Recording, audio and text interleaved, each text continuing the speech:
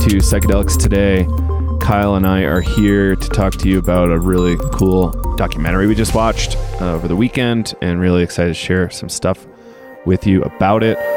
Wanted to really thank everybody who took the time to go out to iTunes and give us some reviews. There's some really cool stuff that got put up the other day, and really happy with how great some of you guys think we are. And hopefully we can keep delivering great content to you guys, and you keep liking us. If you want to support us, feel free to, like I said, give us a review on iTunes, maybe a 5-star rating, or tell your friends, or like us on Facebook, Instagram, Twitter, or sign up for our email list so you don't miss anything fun. Kyle and I are starting to put on workshops. I have one workshop coming up in a couple weeks, and more will be on the books soon. Kyle's going to have some built out in the near future. You can find it through Psychedelics Today. Find his site for his workshops. Also on the agenda is the Medicinal Mindfulness Psychedelic Shine event in Boulder, Colorado, February 12th maybe, or 13. Yep. Yeah, I'll be down there in Boulder. It's gonna be really fun. It's a full day event. And Dennis McKenna is going to be headlining. Yeah, he's a headliner, and there's even some breathwork stuff going on. So some really cool stuff happening in Boulder with Psychedelic Shine. Really excited to get involved with those guys. Anything else before we jump in? No, but I was going to say, if you don't know anything about medicinal mindfulness, you could always go back and check out our episode with Daniel McQueen. He talks about the breathwork and cannabis. So yeah, he's doing some really awesome work, and I would definitely, if you're in the Colorado area, go definitely check that event out. I wish I could make it out there for that. Yeah, Kyle and I are staging right now for the Psychedelic Science event in Oakland, California, sponsored by MAPS and a number of other organizations. And that's kind of over, what is it? I hate to say it this way, but it starts over like 420 weekend. Yeah. But yeah, so I think 420 is Thursday. I'll show up either really early Friday or late Thursday, TBD. But if you're going to be there, let us know. We'd love to meet you and chat about whatever you're interested in. Yeah. Love to learn more about the audience. All right, cool. Good to jump? Yeah. All right, so we are talking about The Sunshine Makers, a new film released, I think, just like this month. Yeah, look. Yeah, it was pretty recent. January 20 was the opening in New York City, and then they started doing screenings in various cities on January 27th and put everything up on the web. So you can rent it on Amazon for like $5. Similar pricing on Google and iTunes. So, $4 on one, $5 or $6 on the others. But there's still some, is there any screenings in the future? There's a couple left in February. And Wilmington, Delaware, you got looks like 3 screenings. So that's pretty cool. So Sunshine Makers, the concept is that we have a Breaking Bad, a real life Breaking Bad for the psychedelic set is what they called it. And in a sense, that's very true, because these guys were just running around, going all over the place, and it was very neat to see. Flying to England and then getting lysergic acid, which is like the base compound that theoretically makes the best acid, and half of the quantity flew back to the US, the other half flew to the Bahamas, because apparently it's easier to smuggle from the Bahamas back to the States. And so they're flying. They took the boat to Miami and then drove it back out to California. Yeah, and they would smuggle, they even showed where on their body they would smuggle stuff, like the small of their back, wherever there was like a hollow in the body shape.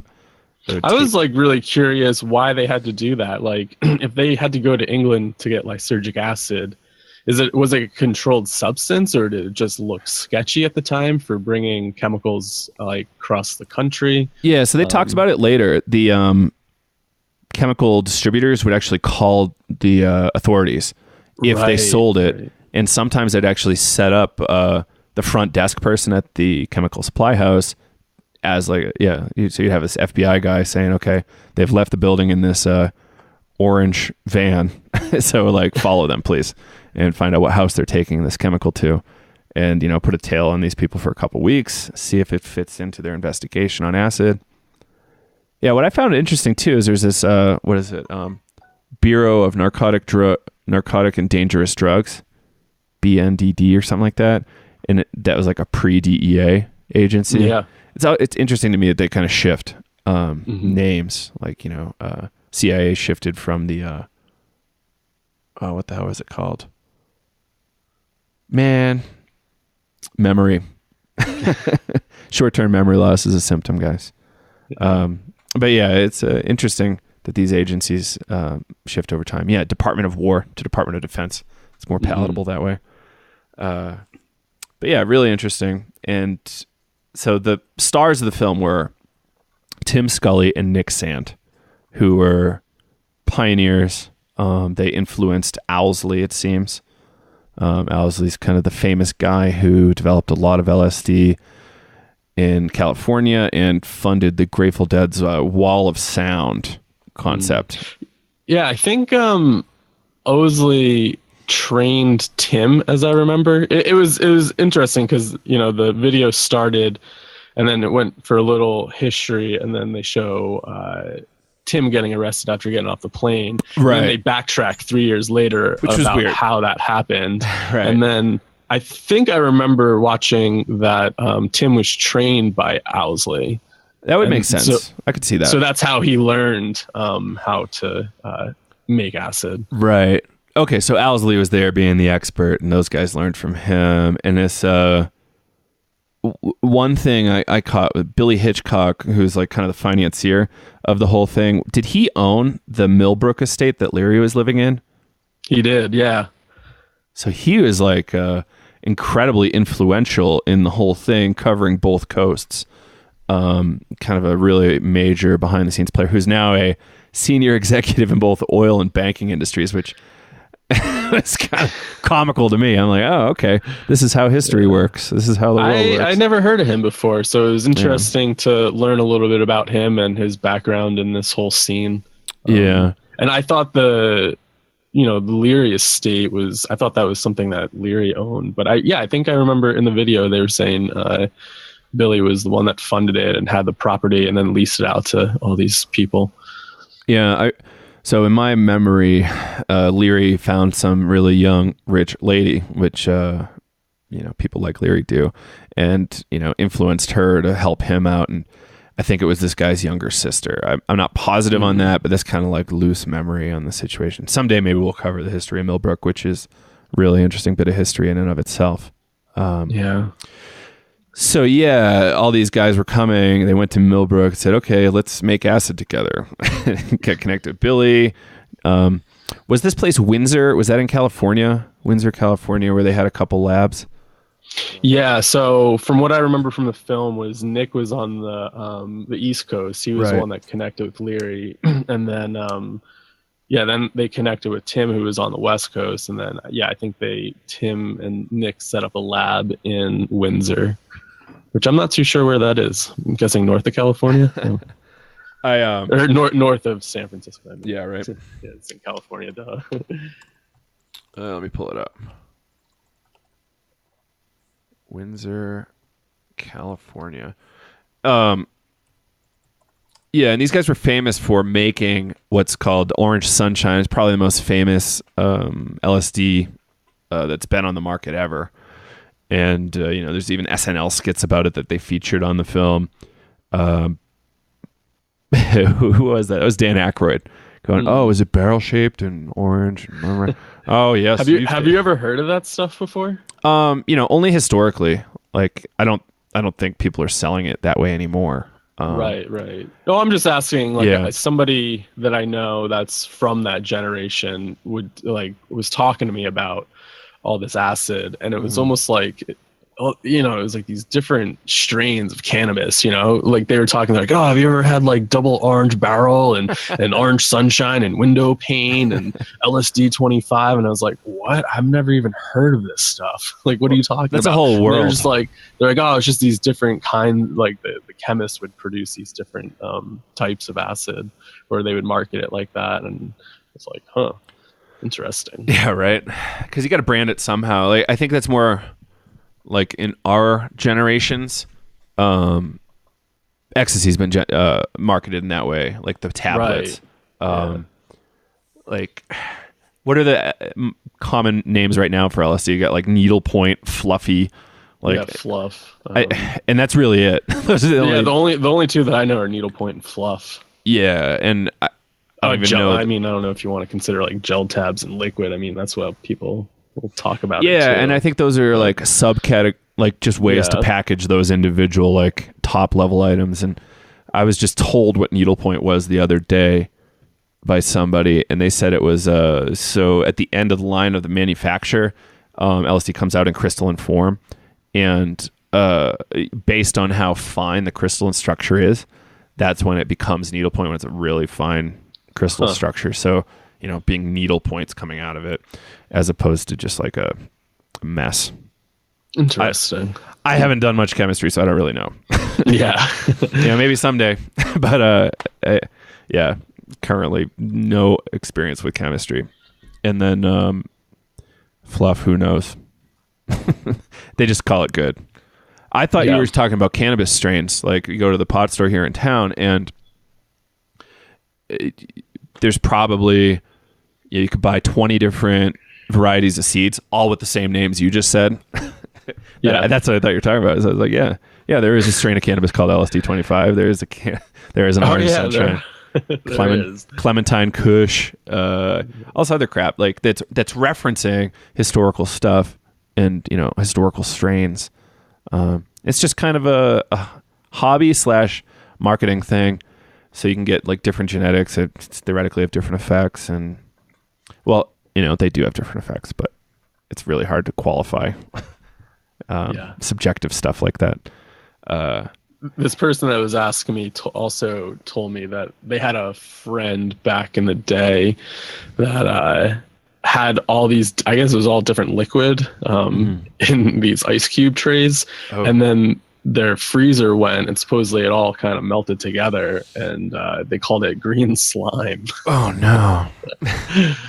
There's a story I heard. He was saying, it was a mix of like LSD 25, it was a mix of like window pane, it was a mix of orange barrel, I don't even know. But I was like, I've never even heard of this stuff. I heard of these punk rock anarchists in the early 90s in the Boston area, had like a gallon bottle of vodka in their freezer. Similar scenario, solid acid, no vodka whatsoever. Their whole house got raided by the FBI, DEA or whatever, and they didn't find a thing, which is outrageous to me. But, good for those guys for getting away with it. But I just cannot imagine that kind of fear, or even in the film, there was this scene where, Nick goes on vacation, pipes burst, water's running down his driveway, and the sheriff comes in. The sheriff, this didn't look like a normal, we're coming in to help fix his pipes. They were going in like they knew something was up with this dude and looked at his whole house. Spoiler alert, these guys went to jail. I was just going to say, how much do we want to talk about this and give away the film? I think it's okay to say that part, but if you're listening, just watch the film first and then come listen to our. Yeah, perhaps we both highly recommend the film. It's worth it. If you're only going to rent it $4 or $5, $6 through one of those streaming services, or you can get it. You can buy it full pop online for $13 on Amazon. Yeah, I think it was like $12.99 on Amazon. Awesome. Yeah, so totally worth that, especially if you're going to show it to some friends. I had 3 others watching it with me last night, and they all loved it, and they're not drug nerds, and it was still good for them. So, even historically, just interesting. Yeah. So that part really stood out for me. I don't know what part stood out for you, but just this like concept of going so deep into like the psychedelic realm and thinking about like, everything's one and, everything's love. But then it's like, so they had these, what was it? Tim had a vision, and maybe Nick did too, of like wanting to produce LSD to save the world. And that was Nick their message from the psychedelic realm was you got to produce this stuff and you got to give it away. And then it's also to the point, like, I don't know, it made me question about messages and life path and journey where, okay, this was the message that they got. They started fulfilling their life mission from their psychedelic experience. They're beginning to like kind of integrate their experience and move forward. But then you have like these odd little synchronicities where it was like, is it their life path? Like when to call it quits? Like, so Tim called it quits at a good time, but Nick continued on, and then, you know, his house gets raided, and then so it just makes me like wonder a lot about you know, what is right, what's wrong, and like how far do you take your messages that you get from these experiences? What are they? Yeah. Number one, what is the reality of them? It's probable that it's like one of 20 things. And how do you test that veracity of those messages? And should you really even do that at all? Like you wake up in the middle of your breathwork or LSD session and go, I need to get to the radio station, tell everybody the good news. It's the same thing to me. You know, in a sense, yes, it's a inflated message of what's really there is that I need to be more authentic and talk to people about this directly, as opposed to getting on the news and potentially ruining the rest of your life by exposing yourself when the world isn't ready yet. But yeah, this whole when to call it quits thing, was it greed? You know, the people in law enforcement thought it was purely greed. Nick Sand pitches it as, no, the money I got was just to like have a relatively comfortable life. He didn't look extravagant, but he was setting up labs all over the place, and that takes a lot of money. Scientific equipment's not cheap, and the chemicals aren't cheap, especially to try to do it in a covert way. But that thing you said a minute ago is really important. How do you balance, you know, trying to evade law enforcement as these guys in the 60s with this all is one, everything is love mentality? It's like when you're running around the world using airlines and you know, crossing borders under assumed names, all this stuff, it's probably more effective to operate like the CEA and not necessarily be in that LSD headspace. Right. Unless it helps you be a better liar. I don't understand. They're talking about like when they're in their lab, they're like, yeah, when you work in an acid lab, you're always high because you touch something, you'd be like, ow, that burned. And then you lick it. And then you're like, wow, I just took 2,000 micrograms of acid. And it's like, how do you, I don't know. That would be really intense. But then it was interesting too. What was it? Mike Randall from the Brotherhood of Eternal Love. He said that, I forget which one didn't go far enough. Tim didn't use it regularly. Tim had like a couple sessions. Yeah. Total. And Nick was all the time. Yeah. And I don't understand how you function after a while. That's where the integration things comes in. That's why we have like kind of a more evolved position now than they did then. And they even showed that video of like Haight-Ashbury 67 to 69. It looked like a shit show in 69, right. Like amphetamines and heroin and whatever else. And just kind of, I don't know. Have you been to Haight-Ashbury? Have you? I have not. I just been for like a day, explored, walked down like the street, but I haven't spent a lot of time there. I only spent like an hour or two. It was a shit show. Like, and it's kind of a throwback to it looked very similarly to what it probably looked like in 69.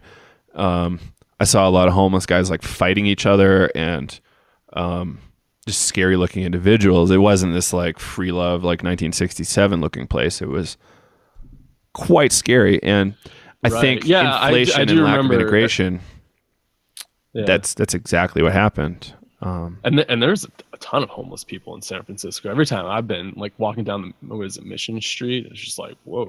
I think it's just great weather. Like there's always going to be homeless, and lovely weather to be homeless in is San Francisco. It probably gets a little cold once in a while, but you know, compared to Boston or something like that, Vermont. Yeah, like it doesn't make any sense to be homeless in the winter in Vermont. Like get the hell out, go to Albuquerque or something. But you know, I don't mean to be insensitive to homeless, but it's like drugs clearly influence some percentage of the homeless population. And well, that law enforcement guy even said, I forget his name on the video, where he was, saying like, it was like this place of love and expansion, but then it just turned into like a city of lost souls. Like 169 rolled around with all the drug, like people still seeking, but they're not integrating. It just became like a habit of continually doing drugs. And so I always think it's like like you get the message, but like when do you hang up?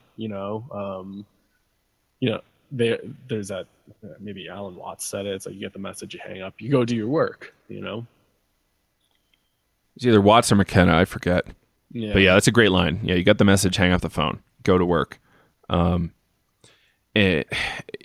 Acid is just so easy to just keep doing. It's cheap, it's available. It doesn't necessarily work as well the next day, but you take every other day, probably just fine.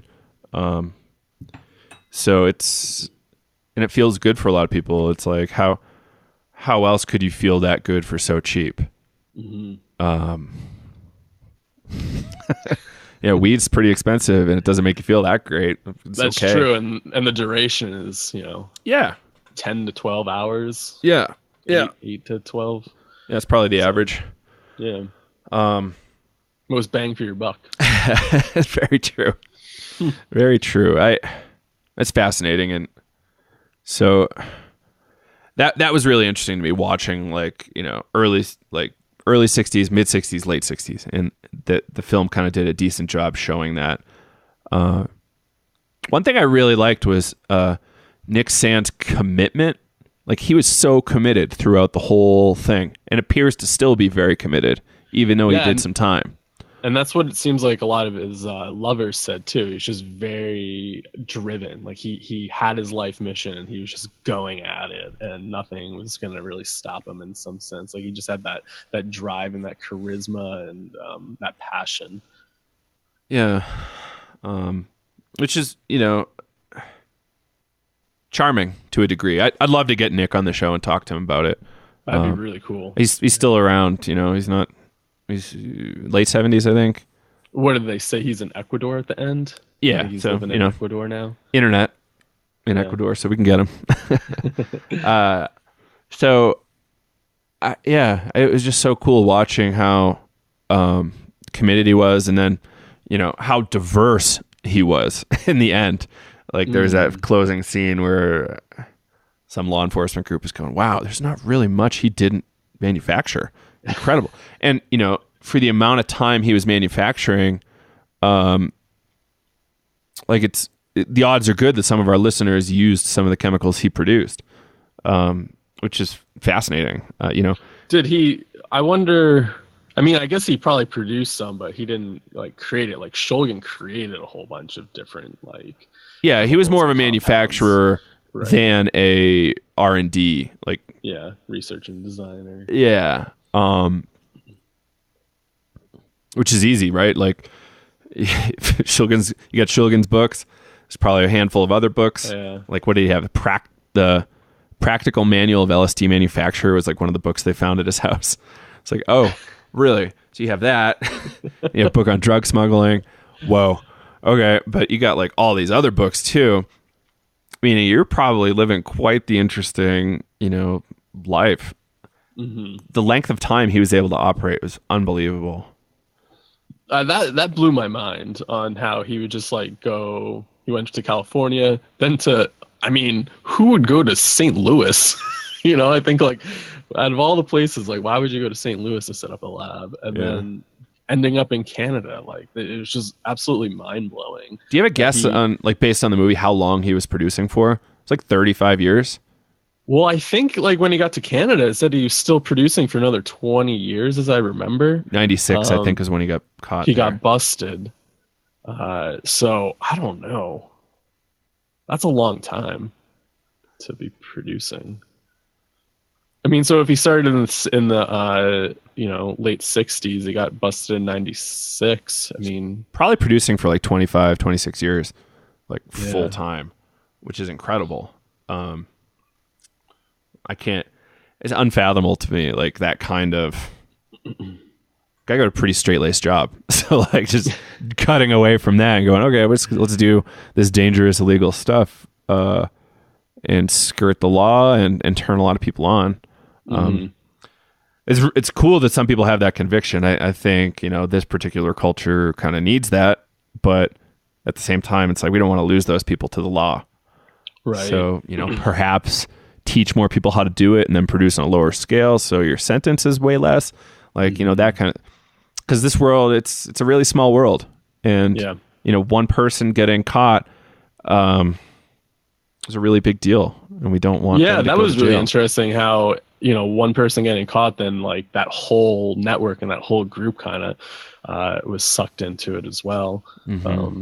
But I kind of appreciated, I think Tim was saying later on after he called it quits, or maybe towards like when he in 69, when he started seeing like the hate kind of go downhill, that, maybe LSD is not the thing that's going to save the world and wake up humanity. And didn't he say he started getting more interested in natural ways? So he started getting into, what was it, biofeedback. Yeah, they're doing the brainwave thing in the shed for a little bit. It was interesting. So I always think about that too. Like, we talk about these substances a lot, and, there's definitely great therapeutic benefit in the realm of like mental health, and, also for creativity, and, not to mention great pleasure. Benefit, no the doubt. Symposia guys always would mention pleasure. Pleasure, yeah. Like it feels really good sometimes. So yeah. Why is it taboo for things to feel good? But like you and I always focus on breathwork, shamanism, yoga. Like we throw these things in because they can have profound effects as well for people, and often in a healthier way. Because drugs are just so easy. It's like, boop, okay, now I'm enlightened. But it's really, no, this is a long process. And it's most effective to play a long game. As opposed to, charging forward and thinking you're getting enlightenment in a 2-month period. Yeah, and I always wonder too, how ungrounded you can become if you're constantly exploring. I mean, after my near-death experience, like, man, I was trying to live out in the cosmos because I thought that was like home, because right. I'm like, well, I think that's where we go when we die, and that's home to me. And after a while, you realize you are stuck in this body and you are confined to the physical reality. And so how do you actually live in it instead of living out in the cosmos and exploring constantly? Yeah, so you get this glimpse of, like, you start as this alienated, kind of separate individual going, oh, the world's awful. And then you go, oh, I'm connected to everything. And then, oh, it's $10 away for me to feel connected from everybody again. So you just keep doing it, and you get this habit that reinforces your inflation. And then you end up even more alienated because nobody else is doing that much drugs around you. Well, odds are good nobody's doing that much. And then you end up even more alienated in a really bad spot, and it feels worse. Really crippling depression and anxiety and all this other stuff. I wonder too, like, wonder what some of those people have seen or what they've experienced, just taking it all the time. What was it? Like Mike Randall just kept saying, like, you just reach a point where you're just one with everything when you do it all the time. But it also makes me think about that story with Ram Dass when he was up in the States, and him, Leary, and I forget who else was there. They tried to have that experiment where they just locked themselves in. It's in the book Be Here Now, where they would take, I think, around like 1,200 micrograms a day and try and just get completely floored, so they can never come down. And then at the end, Ram Dass got really sick, and he's like, and after all that, you finally end up coming down. And, Ram Dass has completely changed his life around. I mean, he's became a devotee of yoga now. Yeah, it's interesting. I think that was at Millbrook. I do remember them talking about that. And they did all sorts of, they were calling it research, which in those days, I suppose it really could be called research because there wasn't all that much known. Like Groff was doing his research in the USSR. There's some folks doing it in the States in university settings or hospitals. But yeah, like, what are the limits of this drug? Like, where can it take you? It's a really interesting question. Yeah. I think, Like I always think about that with Shulgin, how he just starts synthesizing all sorts of different compounds. Like, what the hell did he experience? Like some of those compounds that no human has ever touched, and he's just like testing them out. It's like, what part of the mind is he accessing? Like, what is he seeing? Like, you see like elves and like aliens on DMT. Like, it's like, is there another dimension somewhere else in these other compounds that he's creating? Like, I don't know. Yeah, exactly. Really so I've been thinking about this in terms of art. Like, say you have these painters or musicians, they're kind of like generating new dimensions, new world, new ways of experiencing the world. Which kind of is new ways of experiencing the world is almost the same as having new dimensions to explore. And, the same way Bach, Beethoven, Grateful Dead, Fish, whoever else, Humphreys, all these bands kind of create a new experience that's, very different from one another. They also have this kind of love at their feet. But Shulgin's kind of doing the same thing with these drugs, saying like, okay, the thing that gets me, off or high or whatever is being able to live in this world where I'm constantly generating new chemicals and able to bring them to humanity through these books. And, fascinating. And just hearing him talk about his philosophy is really fascinating, where we just don't have enough data to make categorical statements about what reality is and what these drugs show us about reality. Like we're infants, right, in science and our understanding of the world, and we have to accept that if we want to be reasonable thinkers. Richard Dawkins saying like, XYZ, selfish gene, like, materialist world, all this stuff. It's like, stuff's quite more complex than that, man. And drugs will show you that. But, see, you get that experience of, angels, the white light, orange light, whatever. It has to be juxtaposed against everything else that you already know. So it's just like one sliver of experience, drops of experience.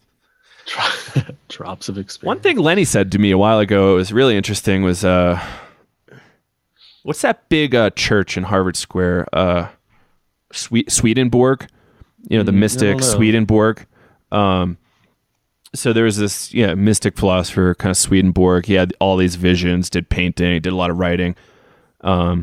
So there's this like Swedenborgian rite of Freemasonry. There's like a whole Christian church. They have an enormous church in the middle of Harvard Square. And a lot of it was like Christianity reimagined through this mystic's writings. And he had this one experience of the world on fire and wrote about it at length. And, he heard or had the experience of the world being on fire later. I don't remember which one. And saying, oh, well, yeah, I just like tapped into Swedenborg's vision. And then, later I personally had like a similar vision of the world being on fire, everything burning. And, perhaps I tied into that same little drop of experience that was there for eternity. So this is kind of like the Whitehead stuff we talked about, Alfred North Whitehead, the process philosopher. Right. And really interesting ways of looking at reality, for sure. I always appreciated Lenny's description of Whitehead and reality of flashes of experience, kind of like how the film drops and each film is just projected on the screen through flashes of light. So it's like flashes of experience. And each frame is eternal and timeless, exists outside of the timeline, is always there for us to tap into, which is one way that we can help rationalize the stuff that can come up in breath work or in drug sessions. It's like, oh, how the hell would you have this experience of living in this Indian village, or, Cleopatra or whatever, Napoleon, like, this whole past life story where like I was Napoleon in a past life. It's like, well, what if this is all of our shared history and you just tapped into it because it's there to access, just like a hard drive, right? It's always there. The Akashic archives or whatever. Right. Yeah. Akashic records. All this stuff is always there. Like everything that's always happened is always there for us to access. And these drugs or breathwork can make it available. And I think this is stuff that made the hippies have this kind of magical worldview where everything was fine.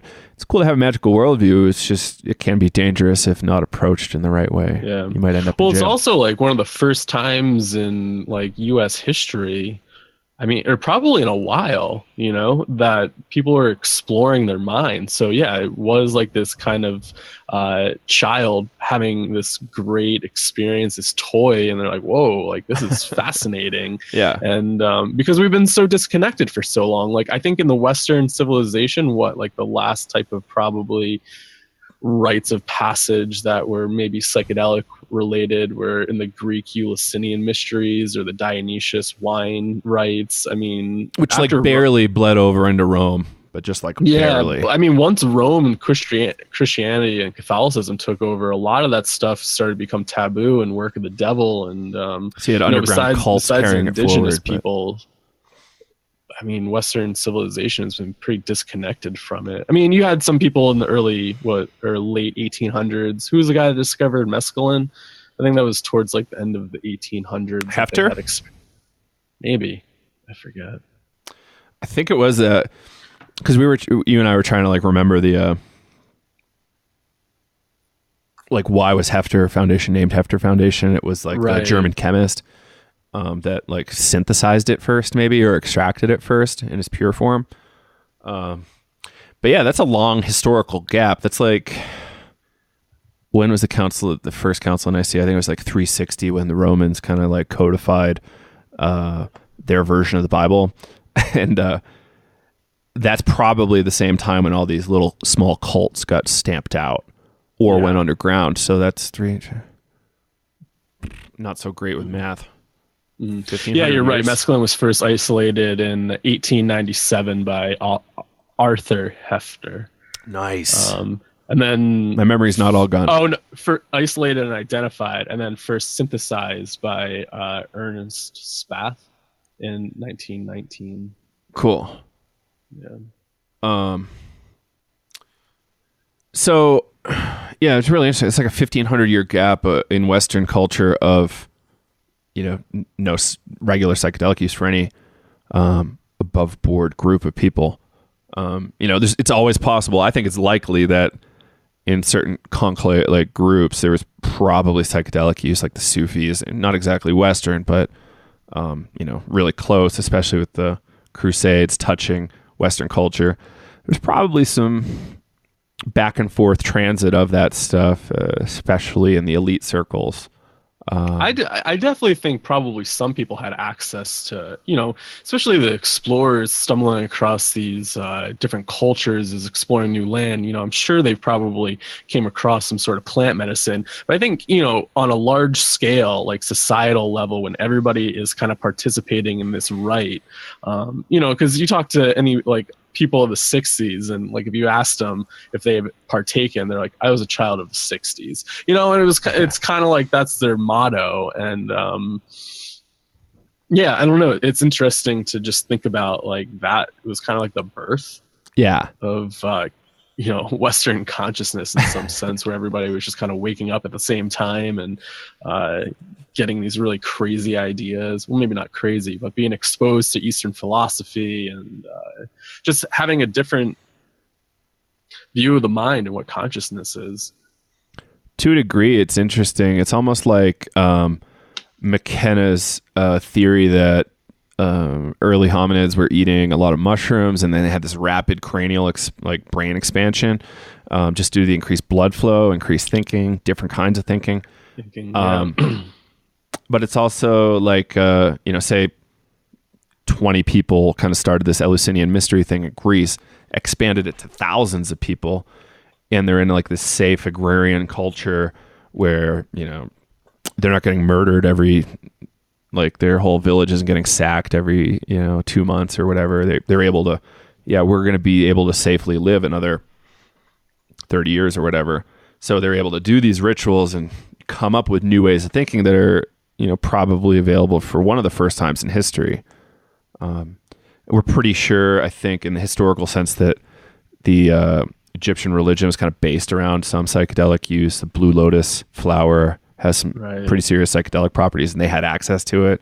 really rich culture. So they were probably able to do some sea commerce to get access to really new and novel things that various cultures had, and somehow assimilated into their stuff. I think they found cannabis in there. I think there was some evidence of tobacco. I'm not positive on that, but I think there was some evidence of tobacco in some sarcophagus stuff. And I think they were also doing commerce with Asia a little bit. So they probably had some access to poppy, right?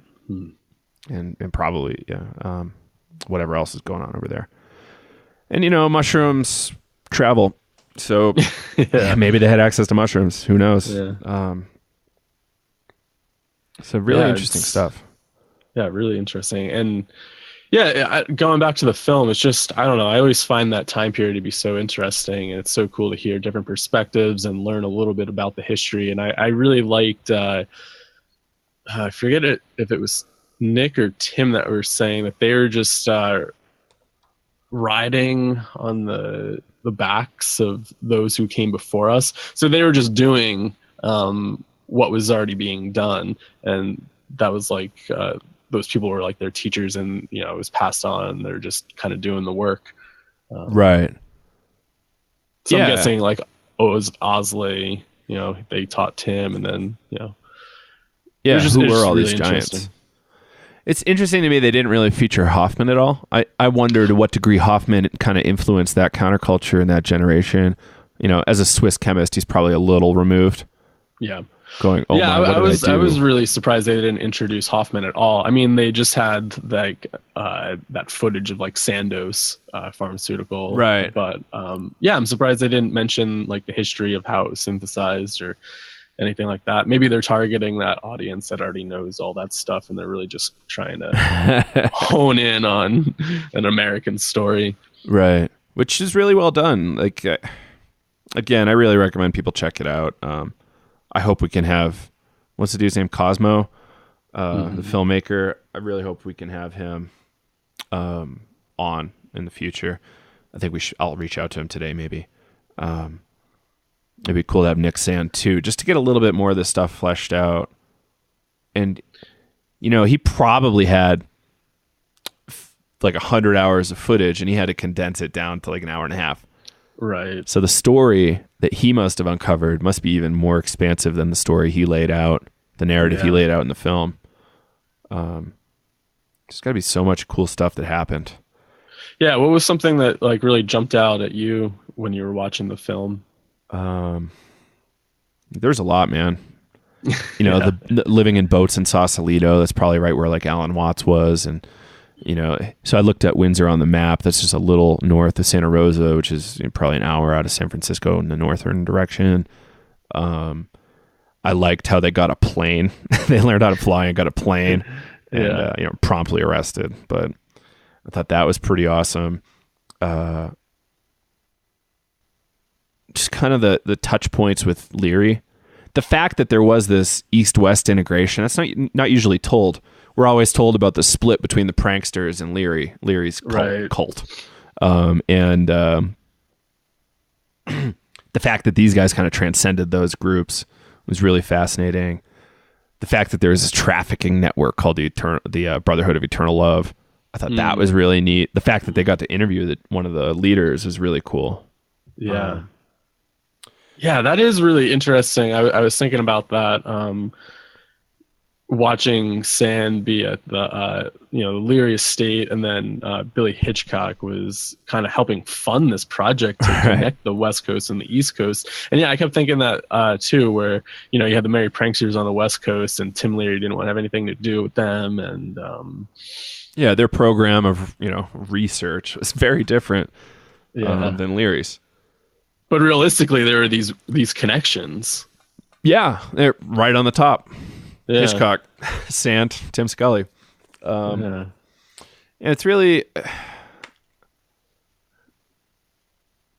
it's just the whole story is fascinating. It really, I hope, informs a lot of the chemists out there right now that it's cool to make drugs, but be very careful. Don't set up a storefront in downtown St. Louis saying you're a research company. That part I was so like, bold. You just That to me is just like the peak of inflation. Say, okay, we're going to set up this company right in front of everybody's faces. But I wonder if he was manufacturing anything else legitimate and then manufacturing LSD on the side as like. I feel like he must have. Yeah. I don't know how else that would have worked. Like in We're just novel gonna go to lubricants St. for Louis machines. and put a lab right downtown, and Well, it's a good spot for national distribution. You know, it's equidistant between all these, the coast and the corners of the country. So, yeah, and your smugglers can take it right to the Caribbean through the Mississippi. Ugh. Oh man, just that whole concept of running and evading the law and shaking a tail. Like, I could not believe that scene. Wait till you guys see that. That's a holy moly moment going, nope, I would not drive at high speed on that road with modern cars, never mind cars from the 60s. And I was thinking about that because Nick was saying that, they were going through Mill Valley. I don't know if you've ever been out to Mill Valley before, but my friend drove me up through the mountains through there, and some of those roads are so narrow and they just cut back and forth, and they're just surrounded by these huge redwoods. And in my mind, I was just like viewing myself just running through those mountains and being terrified. Some of those roads are nuts. And oh man, I can't imagine just like tailing it through there and going over the mountain and then going up the coast or something. Yeah, it's wild. It's quite the whole story is just so classic and so dramatic. I remember hearing an interview forever ago from Nick Sand. It was probably like 5 years ago, maybe 6 or 7, like on a podcast interview, and he just blew me away, like telling his story a little bit back then. That was my first, even inkling that this history existed. And Orange Sunshine, whatever, so influential to me to hear this person with pure and theoretically pure intentions and really going at it and still being that committed so many years later. Like I think he's equally committed now as he was then. It's just in a different way because he can't, going to jail kind of probably changes your perspective a little bit. Well, and that was really interesting. Tim was saying that too, how he got out and his trip started becoming more paranoid and he kept seeing like police in the trees and he couldn't just have like a nice experience anymore. And I wonder about that too, like how, like being like caught up in the system and then coming back, like, you see a different perspective and you realize, wait, there are these like kind of forces working out there, and it's not always like light and happiness. And I don't know, that paranoia has got to be really terrifying if you're using psychedelics and running from the law. That came through my mind. I was like, how could they just keep doing that? Like, I'd be absolutely terrified. So I gotta wrap in a minute here, but yeah, the whole concept of like tripping in prison too, absolutely outrageous. Like how. Like, you're potentially locked up for 20 years and you're going to get really high with all these potentially violent people around. I couldn't believe that they were smuggling stuff in and having those sessions. Like, that blew my mind. I was like, kind of cool, probably opened up a lot of people's minds, but at the same time, geez, like I can't imagine. There's an article on Reality Sandwich magazine a while ago from one of Tim Leary's ex-girlfriends where he would get acid and whatever else smuggled into the prison. In the same way, like through the mouth, you're allowed one kiss. So make it count. And just that whole story of her executing that transaction is really fascinating. I hope I can find that link. Well, cool. Anything else you want to jump into? No, I mean, I would definitely, recommend people checking the film out, and it's definitely worth watching if you're interested in like a bit of history. And to get that background on, where some of the acid was coming from in the 60s and learning about the manufacturing. And so an exciting slice of history presented in a great way. And I found out as soon as the movie was finished, when I was streaming it from Amazon, I found out there's a documentary on the Eternal Brotherhood of Eternal Love, which I'll probably watch really soon. So that would be cool to talk about too. And yeah, if you guys want to support us at all, we're gonna have a link in the show notes and in the episode notes, and you can give us a fraction of the revenue of that movie rental or purchase through the Amazon affiliate program. So, please do that. If you're going to buy it, just, click on our link, and, it'll give us 25 cents or whatever to help keep the lights on here. Yeah, it just keeps us running and keeps us keeping up with the technology bills and all that good stuff. So yeah, we appreciate that. Yeah. So again, our website, psychedelicstoday.com. Kyle has a website over at settingsunwellness.com. .com. Yep. Yeah. And I have one, Breckenridge Breathwork on Facebook, or breckbreath.com. And I have a workshop coming up February 18. Medicinal Mindfulness, Psychedelic Shine, February 12. Dennis McKenna in Boulder, Colorado. That's going to be really cool. Check that out. You'll probably see some video or Instagram footage of it. I'll try to share the hashtag or whatever on our feed so you guys can check out what they've got going on. And I think that's it. Again, if you want to really help us out, reviews on iTunes are the bomb. Or, buy some stuff from us on our Amazon affiliate page. Sweet. Yeah. Well, it was great chatting, Joe, and kind of reviewing this film. I had a fun time watching and talking about it. So. Oh, it's great. Yeah. I can't wait to share it with people, and I'll probably watch it again in the next few weeks. Yeah. All right. Thanks, Kyle. We'll talk to you soon. All right. Take care. All right, Tim. Bye-bye. Bye.